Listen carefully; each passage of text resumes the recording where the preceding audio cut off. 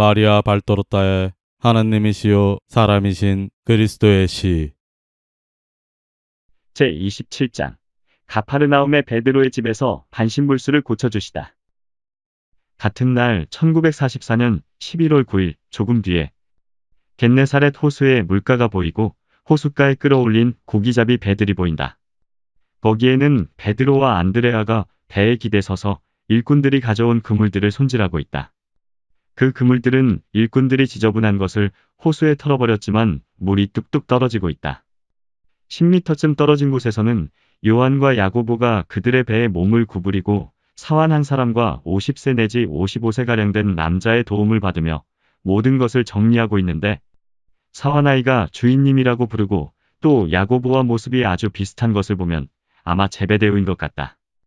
베드로와 안드레아는 어깨를 배에 대고 아무 말도 없이 그물코를 매만지고 부표들을 제자리에 고쳐다는 일을 하고 있다. 그저 이따금씩만 그들의 일에 대하여 몇 마디 말을 주고받는데, 내가 알기로는 일이 신통치 않았던 것 같다. 베드로는 돈주머니가 비었다거나 쓸데없이 필요했다고 불평하지는 않지만 이렇게 말한다. 이거 기분 나쁘단 말이다. 저 불쌍한 사람들을 어떻게 먹이느냐 말이야. 헌금은 있다고 해야 가뭄에 콩나기지. 그리고 요 나흘 동안에 받은 이 10데나리온과 7드라크마는 건드리지 않겠다. 이 돈을 누구에게 주어야 할지는 선생님만이 알아서 하실 거니까. 그런데 선생님은 안식일 전에는 안 돌아오시거든. 고기라도 잡혔으면 잔챙이를 끓여서 저 불쌍한 사람들에게 줄 수 있었을 텐데.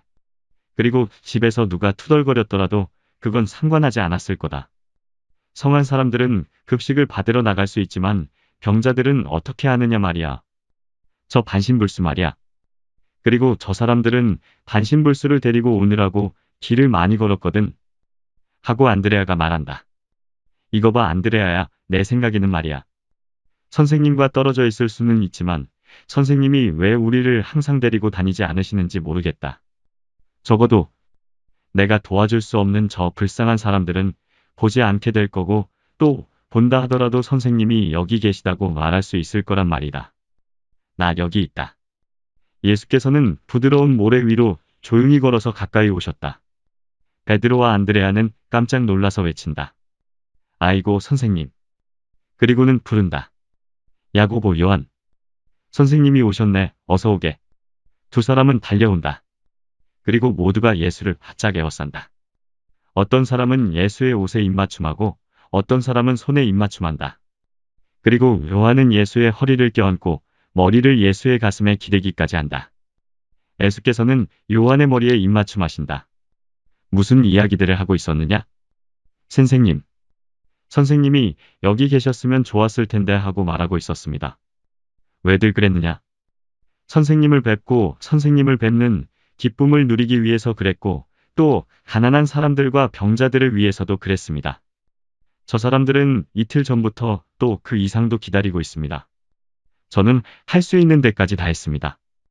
저기 아무것도 심지 않은 밭 가운데 있는 저 오두막집이 보이지요? 그 사람들을 거기에 있으라고 했습니다. 그곳은 배를 손보는 사람들이 배 고치는 일을 하는 곳입니다. 저는 반신불수 한 사람과 열이 많은 남자 한 사람, 그리고 엄마 품에서 죽어가는 어린아이를 그곳에 머무르게 했습니다. 선생님을 찾아가라고 보낼 수가 없었거든요. 잘했다. 그러나 그 사람들과 그 사람들을 데려온 사람들을 어떻게 도와줄 수 있었느냐?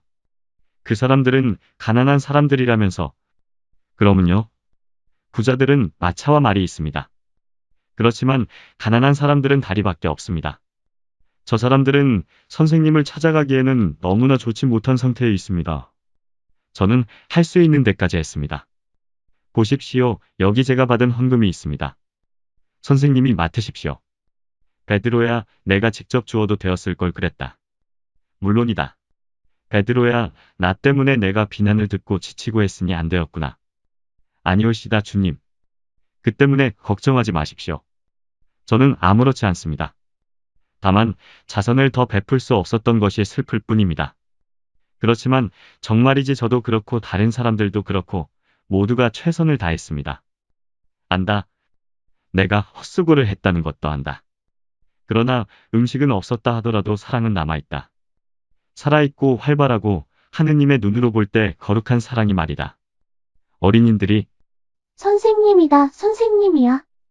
예수님이 오셨다, 예수님이 오셨어. 하고 외치면서 달려온다. 그들이 예수께 매달리니 예수께서는 제자들에게 말씀하시면서 그들을 쓰다듬어 주신다.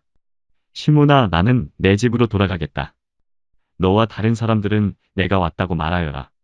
그리고 병자들을 데려오너라. 제자들은 빨리 여러 방향으로 간다. 그러나 예수께서 오셨다는 것은 어린이들 덕택으로 가파르나움 전체가 알고 있다. 어린이들은 벌통에서 나와 꽃을 찾아가는 벌들과 같다. 그런데 이 경우에는 그 꽃들이 집과 길거리와 광장들이다. 어린이들은 조화라고 왔다 갔다 하면서 엄마와 지나가는 사람들과 햇볕을 쬐고 있는 노인들에게 소식을 알리고는 다시 와서 그들을 사랑하는 분이 또 쓰다듬어 주기를 기다린다. 그 중에서 담대한 한 어린이는 예수께 이렇게 말한다. 예수님, 오늘은 우리들한테 말해줘요. 우린 선생님이 좋아요. 그리고 우린 어른들보다 더 착해요. 예수께서는 어린 심리학자에게 미소를 지으시면서 약속하신다. 너희들한테만 말해주마. 그리고는 어린이들 앞장을 서서 집으로 가셔서 당신이 늘 하시는 평화의 인사를 하신다. 평화가 이 집에 있기를. 사람들이 뒤에 있는 방으로 몰려온다. 그 방은 그물, 밧줄, 바구니, 노, 돛, 식량을 넣어두는 방이다. 베드로가 그 방을 예수님더러 쓰시라고 하였다는 것을 알 수 있다. 베드로는 자리를 내느라고 모든 것을 한 구석으로 몰아놓았다. 그 방에서는 호수가 보이지 않고 그저 물결이 가볍게 철썩거리는 소리가 들릴 뿐이다. 그 대신에 정원의 푸르스름한 낮은 담과 늙은 포도나무와 잎이 무성한 무화과 나무가 보인다.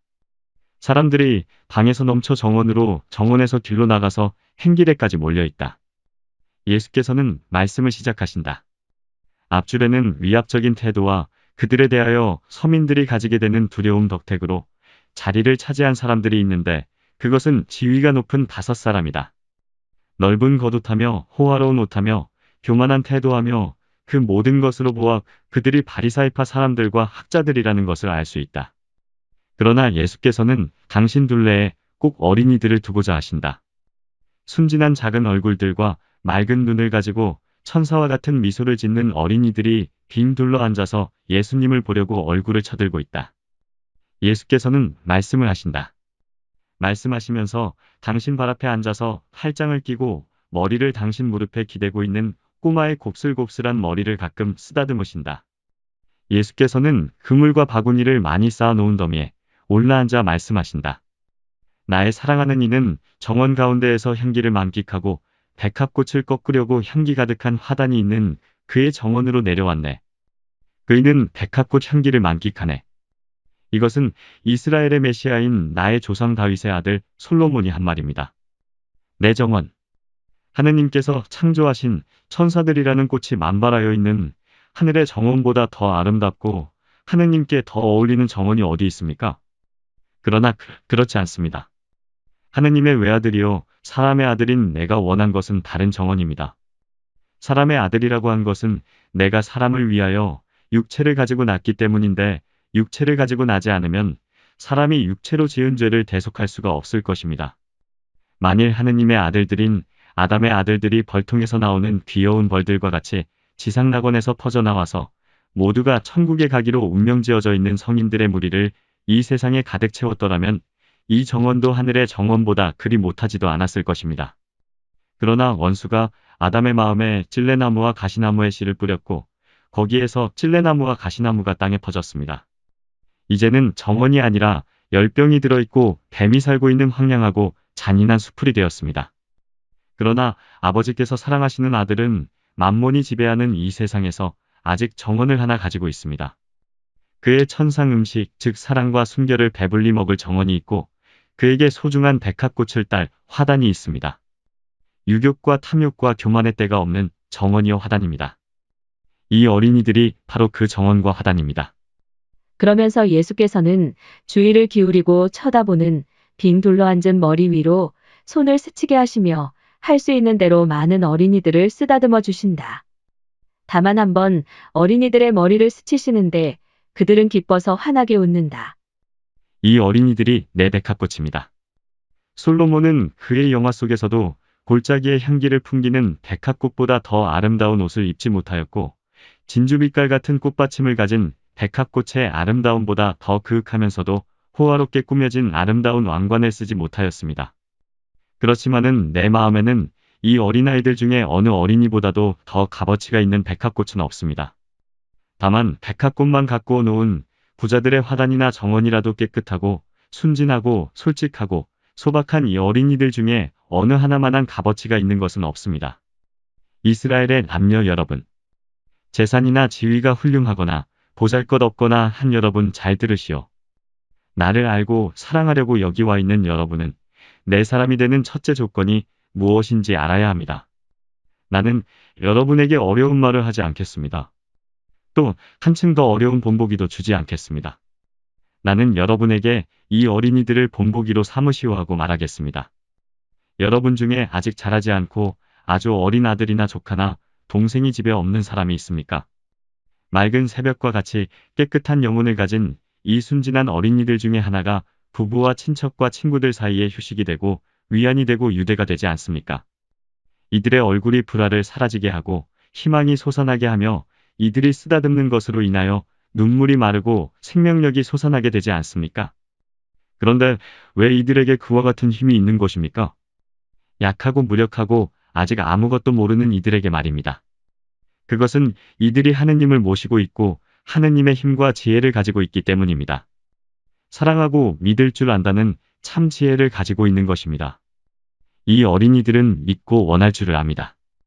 이들은 이 사랑과 이 믿음을 가지고 살 줄을 압니다. 이 어린이들과 같이 소박하고 깨끗하고 사랑하고 솔직하고 믿는 사람이 되시오. 이 어린이들 가운데 가장 보잘것없는 어린이보다 더 훌륭한 현자는 이스라엘에 없습니다. 이들의 영혼은 하느님의 것이고 하느님의 나라는 이들의 것입니다. 아버지의 축복을 받고 아버지의 아들의 사랑을 받는 내 정원의 꽃들, 내 평화가 너희들 위에 있고 내 사랑을 위하여 너희들을 본받을 사람 위에 있기를 바란다. 예수님께서 말씀을 마치셨다. 선생님, 하고 군중 가운데에서 베드로가 소리친다. 여기 병자들이 있습니다. 두 사람은 선생님이 나오시는 것을 기다릴 수 있습니다. 그러나 이 사람은 사람들 때문에 꼼짝 못합니다. 그리고 서 있지도 못합니다. 그런데 저희들은 뚫고 지나갈 수가 없습니다. 이 사람을 돌려보내야 하겠습니까? 아니다, 지붕으로 해서 내려보내라. 좋습니다. 곧 그렇게 하겠습니다. 정말로 집의 일부를 이루지는 않아서 시멘트로 된 옥상이 없고 섭다발로 된 지붕의 일종의 슬레이트 같은 것을 얹은 방의 지붕 위에 사람 다니는 소리가 들린다. 그 슬레이트가 어떤 돌인지는 모르겠다. 그 지붕에 구멍을 뚫고 밧줄로 병상을 내려보내는데 거기에는 불구자가 한 사람 있다. 병상이 바로 예수님 앞에 내려졌다. 사람들은 더 잘 보려고 한층 더 밀려든다. 너도 그렇고 나를 데려온 사람들도 그렇고 모두 대단한 믿음을 가졌었구나. 아이고 주님. 어떻게 주님을 믿지 않겠습니까? 좋다, 그러면 내가 말하겠다마는 아들아. 그 남자는 나이 어린 젊은이다. 내 죄가 모두 용서를 받았다. 그 남자는 울면서 예수님을 쳐다본다. 그 사람은 육체의 병이 낫기를 바랐기 때문에 약간 불만족스러운지도 모르겠다. 바리시아파 사람들과 학자들은 서로 수근거린다. 그들은 경멸하는 태도로 코와 이마와 입을 찌푸린다. 왜 여러분은 입술보다는 마음속으로 한층 더 그렇게 불평을 하십니까? 여러분 생각에는 반신불수 환자에게 내 죄가 용서를 받았다고 말하는 것이나 일어나 내 병상을 가지고 걸어가라고 말하는 것 중에서 어느 것이 더 쉽습니까? 여러분은 하느님만이 죄를 사해 주실 수 있다고 생각하시죠. 그러나 여러분은 이보다 더 위대한 것이 무엇이냐 하는 데에는 대답을 못하실 것입니다. 그것은 이 사람이 육체의 기능을 잃고 나서 재산을 모두 써버렸지만 아무도 그의 병을 고쳐주지 못했기 때문입니다. 그런 능력을 가지신 분은 하느님밖에 없습니다. 그런데 내가 무엇이든지 할 수 있다는 것을 여러분이 알도록 사람의 아들이 육체와 영혼 그리고 땅과 하늘에 대하여 권한을 가지고 있다는 것을 여러분이 알도록 이 사람에게 이렇게 말하겠습니다. 일어나 내 병상을 들고 걸어가라. 집으로 가서 거룩하게 살아라. 그 남자는 몸을 흔들고 한번 부르짖더니 벌떡 일어나 예수의 발 앞에 쓰러지면서 발에 입맞춤을 하고 쓰다듬으며 한꺼번에 울기도 하고 웃기도 한다. 그리고 그와 함께 그의 부모와 군중도 울고 웃고 한다. 그런 다음 군중은 그 사람이 의기양양하게 지나갈 수 있도록 옆으로 비켜섰다가 그의 뒤를 따라가며 축하한다. 군중은 환영하지만 교만한 5사람은 그렇지 않다. 그들은 거만하게 말뚝처럼 뻣뻣한 몸으로 자리를 뜬다. 이렇게 해서 아직 젖먹이인데 꼭 해골같이 바짝 마른 어린아이를 아는 어머니가 들어올 수 있게 되었다. 어머니는 어린아이를 예수께 내밀면서 그저 이렇게만 말한다. 예수님, 선생님은 이 어린아이들을 사랑하신다고 말씀하셨죠. 선생님의 사랑과 선생님의 어머니의 사랑의 이름으로. 그러면서 그 여자는 운다. 예수께서는 정말 다 죽어가는 아기를 받아서 가슴에 대신다. 그리고 작은 얼굴은 밀랍같이 하얗고 입술은 자주색으로 변하였고 눈꺼풀은 벌써 감겨진 어린아이를 당신 입에 갖다 댄 채로 잠시 계신다. 한동안 그대로 계신다. 그러다가 아이를 당신의 황금색 수염에서 떼어놓으시니 작은 얼굴은 볼그레해졌고 작은 입에는 어린이다운 미소가 살짝 지어진다. 그의 눈은 또릿또릿해져서 신기한 듯이 주위를 빙 둘러본다. 처음에는 오그라들었던 그의 손이 예수의 머리와 수염을 가지고 장난한다. 예수께서는 웃고 계신다. 아이고, 내 아들아. 하고 엄마는 몹시 기뻐서 부르짖는다. 받아 가지고 가서 행복하고 착하게 사시오.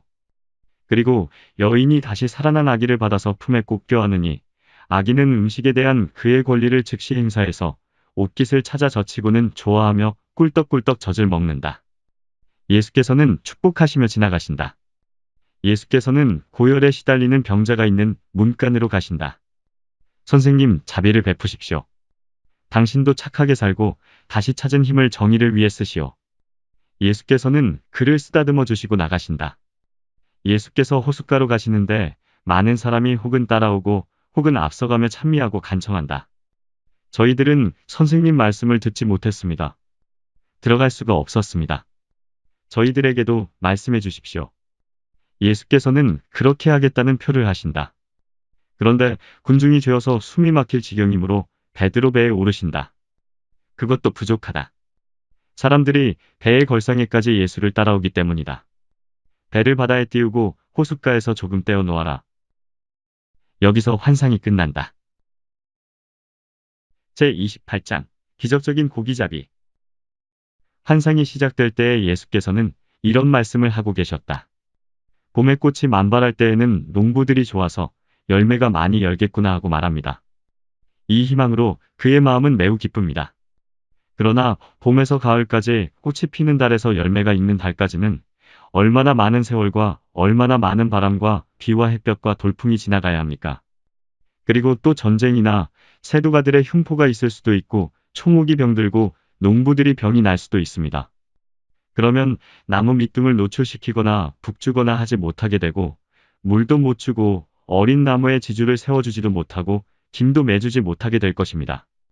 많은 열매를 거둘 수 있으리라고 기대하였던 나무가 오그라들거나 아주 죽어버리거나 열매가 떨어지거나 합니다. 여러분은 나를 따르고 나를 사랑하십니다. 여러분은 봄날의 초목들과 같이 착한 의향과 다정한 감정으로 몸을 치장하십니다. 정말이지 내 사도직이 시작되는 지금에는 이스라엘 백성이 빛나는 니산달에 온화한 우리 들판과도 같습니다. 니산달. 과월절이 끼는 3월 말경에서 4월 초. 그러나 잘 들으시오. 여러분은 사탄이 와서 여러분을 가뭄으로 마르는 것과 같이 그의 샘이 많은 입김으로 여러분을 말리는 것을 보게 될 것입니다. 그리고 쇠속은 그 얼음같이 찬 바람으로 여러분의 꽃을 얼릴 것입니다. 또 질풍과 같은 정열과 실증이 장마비처럼 끈질기게 올 것입니다. 나의 원수들과 여러분의 원수들이 와서 하느님을 통하여 꽃처럼 활짝 피었던 갈망의 열매를 모두 못쓰게 만들어 놓을 것입니다. 내가 이렇게 경고를 하는 것은 내가 알기 때문입니다. 그러나 내가 병든 농부로서, 아니 병든 것 이상으로 죽어서 여러분에게 말을 하지 못하고 기적을 행하지 못하게 되면 모든 것이 쓸데없이 되겠습니까? 그렇지 않습니다. 내 때가 계속되는 동안에는 내가 씨를 뿌리고 가꿉니다. 그런 다음에 여러분이 단단히 조심만 하면 여러분에게서 그것이 자라고 있고 할 것입니다. 요나의 아들 시몬의 집에 있는 저 무화과 나무를 보시오. 저 나무를 심은 사람은 옳고 알맞은 자리를 찾아내지 못하였습니다. 북향으로 된 축축한 담 근처에 심었기 때문에 만일 저 무화과 나무가 살기 위하여 스스로를 보호하려고 하지 않았더라면 죽었을 것입니다. 그런데 저 나무는 태양볕과 빛을 찾았습니다. 그래서 지금 저렇게 구부러지기는 하였지만 든든하고 자랑스럽게 서서 새벽부터 햇볕을 마셔가지고 그것으로 수액을 만들어서 대단히 단 수백 수천 개의 열매를 익혀냅니다. 저 무화과 나무는 저 혼자서 자신을 지켰습니다. 저 나무는 이렇게 말하였습니다. 조물주께서 사람들에게 기쁨과 양식을 주라고 나를 있게 하셨다. 나는 그분의 뜻에 내 뜻을 합치겠다 하고 말입니다. 무화과 나무가 말도 못하고 영혼도 없는 나무가 말입니다. 그런데 하느님의 아들이요 사람의 아들들인 여러분이 저 나무보다 못하겠습니까? 영원한 생명의 열매를 맺어서 익히도록 단단히 조심하시오. 나는 여러분을 가꾸고 마지막에는 그보다 더 강력한 것이 없을 그런 액을 여러분에게 주겠습니다. 제발 내 노력과 희생이 쓸데없이 되고 여러분의 영혼이 폐허같이 된 것을 보고 사탄이 비웃게 하지 마시오. 빛을 찾고 태양을 찾고 힘을 찾고 생명을 찾으시오.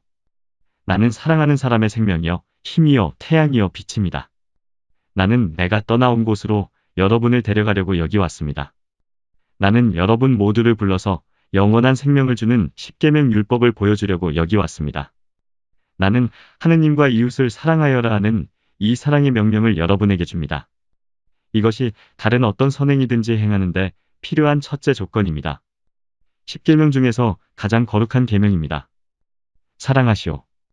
하느님을 통하여 사랑하고 하느님을 사랑하고 하느님을 주님으로 모시는 사람들은 이 세상에서도 하늘나라에서도 평화를 누릴 것이며 이 평화는 그들에게 장막과 영예가 될 것입니다. 사람들은 예수의 축복을 받고 마지못해 떠나간다. 병자도 없고 거지도 없다. 예수께서 시몬에게 말씀하신다. 다른 두 사람을 불러라. 그물 치러 호수로 나가자. 선생님, 저는 밤새껏 팔이 끊어져라 하고 그물을 치고 올리고 했지만 아무것도 잡지 못했습니다. 고기가 밑바닥으로 내려갔는지 어디 갔는지 모르겠습니다. 베드로야, 내가 시키는 대로 하여라. 너를 사랑하는 이의 말을 항상 따르도록 하여라. 선생님의 말씀에 경의를 표하기 위해서 시키는 대로 하겠습니다. 그리고는 조수들을 큰 소리로 부르고 야고보와 요한도 부른다. 고기잡이 가세. 선생님께서 시키시네. 그리고 호숫가에서 멀어져 가는데 예수께 이렇게 말한다. 그렇지만 선생님, 정말이지 지금은 좋은 시간이 아닙니다. 이 시간에는 고기들이 어디 가서 쉬고 있는지 모르거든요. 이물에 앉아 계신 예수께서는 빙그레 웃으시면서 말씀을 안 하신다. 이물 뱃머리. 그들은 호수 위에 반원을 그리며 나아가다가 그물을 친다. 몇 분 동안을 기다리니까 배가 이상하게 흔들린다. 배가 이상하게 흔들린다고 한 것은 벌써 수평선 위에 높이 올라온 태양 밑에 호수가 거울같이 잔잔하기 때문이다. 아니 선생님, 고기들인데요. 하고 베드로가 눈이 휘둥그레져서 말한다. 예수께서는 빙그레 웃으시며 말씀이 없다. 끌어올려라, 끌어올려 하고 베드로가 조수들에게 명령한다. 그러나 배가 그물 있는 쪽으로 기운다. 이봐, 야고보, 요한, 빨리 오게. 노를 저어서 빨리 오라고. 그들이 급히 왔고 뱃사람들이 힘쓴 덕택으로 고기를 상하게 하지 않고 그물을 끌어올리게 되었다. 배들이 호숫가에 와 닿는다. 두 배가 꼭 붙어 있다. 한 바구니, 두 바구니, 다섯 바구니, 열 바구니, 바구니들에는 깜짝 놀라게 하는 고기가 가득가득 담겼는데 그물 안에는 팔딱팔딱 뛰는 고기가 아직도 엄청나게 많이 있다. 살아있는 은빛깔 고기와 청동색 고기들이 죽음을 면하고 빠져나가려고 심하게 요동을 친다. 그래서 이제는 해결 방법이 한 가지밖에 남지 않았다. 그물 안에 남아있는 고기를 배 밑바닥에 쏟아 놓는 것이다. 결국 그렇게 하니 죽어가는 생명들이 몸을 바들바들 떤다. 어부들의 발은 이 너무 많은 고기 속으로 발목 위에까지 파묻히고 배들은 지나친 짐으로 인하여 홀수선 위에까지 잠긴다. 무트로 방향을 바꿔라. 돛을 한껏 올려라. 밑바닥을 조심해라. 부딪히는 걸 막게 삿대를 준비해라. 배가 너무 무겁다. 배의 조종이 계속되는 동안에는 베드로가 깊은 생각을 하지 못한다. 그러나 배에서 내리자 눈이 떠지고 깨닫게 된다. 그는 겁이 덜컥 났다. 선생님, 주님, 제게서 멀리 떠나십시오. 저는 죄인입니다. 저는 선생님 곁에 있을 자격이 없습니다. 그는 축축한 모래 위에 무릎을 꿇고 있다. 예수께서는 그를 내려다보시며 빙그레 웃으신다. 일어나라. 그리고 나를 따라오너라. 이제 다시는 너를 놓아주지 않겠다. 이제부터는 내가 사람을 낚는 어부가 될 것이고 또 너와 함께 여기 있는 내 동료들도 그렇게 될 것이다. 이제는 아무것도 두려워하지 말아라. 내가 너희들을 부른다. 오너라. 주님 곧 따라가겠습니다. 너희들은 배를 돌보고 모든 것을 제베데오와 내 처남에게 가져가라. 자, 우리 모두 예수님의 사람입니다. 이렇게 선택해 주신 데 대해 영원하신 분을 찬미합니다. 여기서 환상이 끝난다.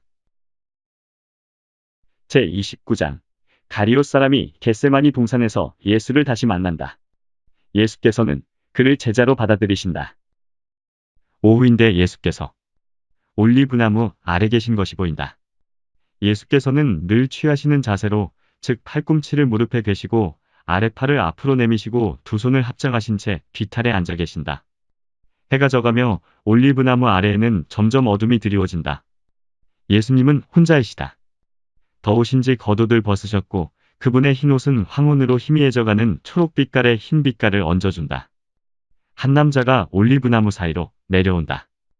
누구를 또는 무엇을 찾는 것 같다. 그는 키가 크고 선명한 색채의 옷을 입었다. 분홍빛이 도는 노란색인데 그 빛깔로 인하여 나붓기는 술장식을 잔뜩 단 겉옷 빛깔이 더 잘 눈에 띄게 된다. 날이 어두워가고 거리가 있어서 잘 볼 수도 없지만 얼굴에 아주 낮게까지 내려오는 겉옷 한 구석을 붙잡고 있기 때문에 그의 얼굴이 잘 보이지 않는다. 예수를 보자 그는 저기 계시군 하고 말하는 듯한 몸짓을 하고 걸음을 재촉한다. 몇 미터 거리에 와서는 선생님 안녕하십니까 하고 인사한다. 예수께서는 몸을 휙 돌리시고 머리를 드신다. 그 사람이 왔을 때에는 갑자기 예수님 곁에 비탈에 불쑥 나타났기 때문이었다. 예수께서는 근엄하게 바라보시는데 서글픈 태도로 보시는 것 같다. 그 사람은 되풀이에 말한다. 선생님 인사드립니다. 저는 가리옷의 유다입니다. 못 알아보시겠습니까? 생각 안 나십니까? 생각도 나고 당신을 알아보기도 하오. 지난 과월절에 토마와 같이 내게 말을 한 그 사람이죠. 그리고 선생님께서는 곰곰이 생각하고 내가 돌아오기 전에 결정을 하시오 하고 말씀하셨죠. 이제 결정을 하고 왔습니다. 유다 왜 오시오? 예수께서는 정말 슬퍼하신다. 그것은 지난번에 그 이유를 말씀드렸습니다. 저는 이스라엘 왕국을 열망하였는데 선생님을 그 왕국의 왕으로 보기 때문입니다. 그것 때문에 온 거요? 그 때문입니다. 저는 저 자신과 제가 가질 수 있는 모든 것, 능력과 지식과 우정과 힘을 모두 선생님을 섬기는 데 바치고 이스라엘을 재건하기 위한 선생님의 사명에 봉사하기 위해 바치겠습니다. 두 사람이 이제는 가까이 마주서서 서로 뚫어지게 살펴본다. 예수께서는 슬퍼하시는 것으로 보일 정도로 근엄한 태도로 살펴보시고 상대방은 자기의 몽상에 잠겨 미소 지으며 아름답고 젊은이답고 경쾌하고 야심적이다. 유다 나는 당신을 찾지 않았어. 그러신 줄 알았습니다. 그렇지만 저는 선생님을 찾았습니다. 며칠을 두고 사람을 성문으로 보내서 선생님이 오시는 것을 알리라고 했었습니다. 저는 선생님이 제자들을 데리고 오시리라고 생각했고 따라서 선생님을 알아보기가 쉬우리라고 생각했었습니다. 그렇기는커녕 선생님이 병자를 고쳐주셨다고 한때의 순례자가 선생님을 찬미하는 것을 보고 선생님이 오셨다는 것은 알았습니다. 그러나 아무도 선생님이 어디 계신지 말해주지 못했습니다. 그래서 이 장소를 생각해내고 온 것입니다. 만일 여기서도 선생님을 찾아내지 못했더라면 선생님을 찾아내는 것을 단념했을 것입니다. 나를 찾아낸 것이 당신에게 좋은 일이라고 생각하오? 그렇습니다. 그것은 제가 선생님을 찾았고 갈망했고 또 원하기 때문입니다. 왜 나를 찾았소? 왜? 아니, 선생님께 말씀드렸는데요. 제 말씀을 못 알아들으셨습니까? 알아들었소. 알아들었죠. 그러나 당신도 나를 따르기 전에 내 말을 이해하기를 바라오. 오시오. 같이 걸으면서 이야기합시다. 그리고 두 사람은 걷기 시작하며 나란히 서서 올리브나무 재배지의 경계를 나타내는 오솔길을 따라 올라가기도 하고 내려가기도 한다. 유다, 당신은 인간적인 생각을 가지고 나를 따르고 있어. 나는 그것을 말릴 수밖에 없어. 나는 그 때문에 오지는 않았어. 그러나 유다인들의 왕이 되기로 정해진 분이 아니십니까? 예언자들이 말한 그분 말입니다. 그런 사람들이 여럿 일어났었습니다. 그러나 그 사람들에게는 부족한 점이 너무나 많았고 바람에 불려 올라갔다가 바람이 자면 떨어지는 나뭇잎과 같이 떨어졌습니다. 그런데 선생님은 기적을 행하실 정도로 하느님을 모시고 계십니다. 하느님이 계신 곳에는 사명의 성공이 틀림없습니다.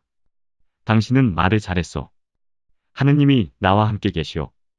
나는 하느님의 말씀이요. 나는 예언자들이 예언한 그 사람이고 성조들에게 언약된 그 사람이고 군중들이 기다리는 그 사람이요.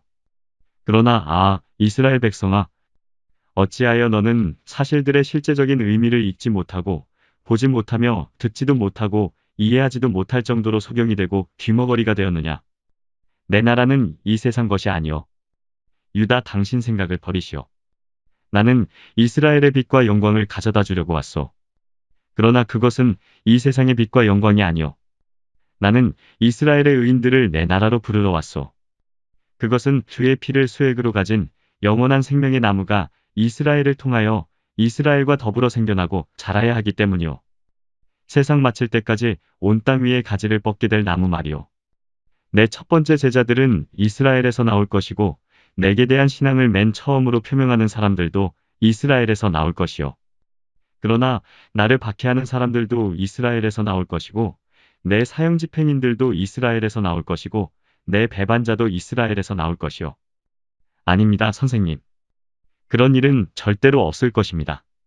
모든 사람이 선생님을 배반하더라도 저는 남아서 선생님을 지킬 것입니다. 유다, 당신이? 그런데 어디에 근거를 두고 그런 장담을 하오? 인간의 명예를 걸고요. 유다, 그것은 거미줄보다도 더 부서지기 쉬운 것이요. 정직하고 성실한 사람이 될 힘을 우리는 하느님께 청해야 하오. 인간은 인간의 일을 하오. 영의 일을 하기 위하여는, 내가 이렇게 말하는 것은 메시아의 진리와 정의를 따르는 것은 영의 일을 하는 것이기 때문이요. 그러니까 영의 일을 하기 위하여는 인간을 죽이고 인간이 다시 태어나게 해야 돼요. 당신도 그렇게 할 수가 있어. 할 수 있습니다. 그리고 이스라엘 사람 전체가 선생님을 사랑하지 않을 수도 있습니다. 그렇지만 이스라엘의 메시아에 대한 사형 집행인과 배반자가 이스라엘에서는 나오지 않을 것입니다. 이스라엘이 수천 년 전부터 선생님을 기다리고 있는걸요. 그런 사람들이 이스라엘에서 올 것이요. 예언자들과 그들의 말, 그들의 최후를 기억하시오. 나는 많은 사람을 실망시키기로 예정되어 있소. 그런데 당신도 그런 사람들 중에 한 사람이요. 유다, 당신 앞에 있는 이는 온유한 사람, 평화를 사랑하는 사람, 언제까지나 가난한 사람으로 있기를 원하는 가난한 사람이요. 나는 남을 압도하고 전쟁을 하려고 오지 않았어. 나는 강자들과 유력자들과 어떤 나라도 어떤 권력도 쟁탈하지 않소. 나는 오직 영혼들을 가지고 사탄과 겨루고 내 사랑의 불로 사탄의 사슬을 끊으려고 왔을 뿐이요. 나는 자비와 정의와 겸손과 절제를 가르치러 왔소. 나는 당신에게 또 모든 사람에게 이렇게 말하오. 인간적인 재산을 갈망하지 말고 영원한 재산을 얻도록 힘쓰시오 하고. 유다, 만일 내가 로마와 지배계급을 압도하러 왔다고 믿는다면 환상을 버리시오. 헤로데나 카이사르 같은 사람들은 내가 군중에게 말하는 동안에는 안심하고 잠을 잘 수 있소. 나는 어떤 사람에게도 왕권을 빼앗으려고 오지 않았소. 그리고 영원한 내 왕권은 벌써 준비가 다 되어 있소. 그러나 내가 사랑인 것과 같이 사랑이 아닌 사람은 아무도 내 왕권을 지키려고 하지 않을 것이오. 유다, 가서 곰곰이 생각해 보시오. 선생님은 저를 물리치시는 겁니까? 나는 아무도 물리치지 않소. 물리치는 사람은 사랑하지 않는 사람이기 때문이요. 그러나 유다, 말해보시오. 자기가 전염성 있는 병이 들었다는 것을 깨달은 어떤 사람이 누군가 그의 병을 모르고 그의 술잔으로 마시려고 할 때에 자네가 무슨 일을 하고 있는지 생각해보게 하고 말한다면 그 사람을 어떻게 규정짓겠소? 그 사람이 미워하는 사람이라고 말하겠소? 또는 사랑하는 사람이라고 말하겠소. 그 사람은 그 병을 모르는 사람이 건강을 해치기를 원치 않으니까 사랑하는 사람이라고 말하겠습니다. 내 행위를 그렇게 해석하시오. 선생님을 모시고 다니면서 제 건강을 해칠 수가 있습니까? 절대로 그럴 수는 없습니다. 당신은 건강보다 더한 것을 해칠 수도 있소. 왜 그런 거 하니 잘 생각해 보시오. 믿는 사람을 죽이면서 정의를 행한다고 믿는 사람은 진리를 알지 못하기 때문에 별로 책임이 없을 것이오. 그러나 진리를 알고서도 그것을 따르지 않을 뿐 아니라 진리의 원수가 되는 사람은 엄청난 책임 추궁을 당할 것이오. 저는 그렇게 되지 않을 것입니다. 선생님, 저를 받아주십시오. 선생님이 저를 거절하실 수는 없습니다. 선생님이 구세주이시고 제가 죄인이요, 길 잃은 양이요, 정의의 길에서 멀리 떨어진 소경이라는 것을 아신다면 왜 저를 거절하십니까? 저를 받아주십시오. 저는 선생님을 죽음에 이르기까지 따르겠습니다. 죽음에 이르기까지. 그것은 사실이요. 맞는 말이요. 그리고 무엇입니까, 선생님? 미래는 하느님의 가슴 속에 있어. 가보시오. 내일은 물고기 성문 근처에서 만납시다. 고맙습니다, 선생님. 주께서 선생님과 같이 계시기를 바랍니다. 그리고 그분의 자비가 당신을 구해주시기를 바라오. 그리고 여기서 모든 것이 끝난다.